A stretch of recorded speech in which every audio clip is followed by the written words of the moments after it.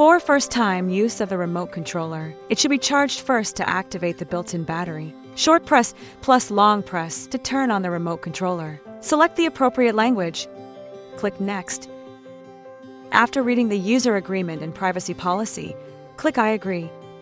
Select Wi-Fi network. Click Next. Set the time to the current time zone. Confirm the time is correct. Click Confirm. Enter the registered DJI account. Click Login and activate it. If you don't have a registered account, you can register a new account in the upper right corner. You can choose whether to join the product improvement program. You can learn about remote control usage knowledge through the function guide.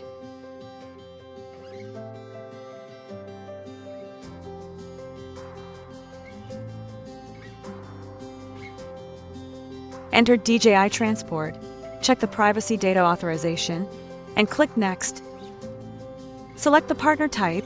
It is recommended to choose Super Partner to continuously optimize the user experience.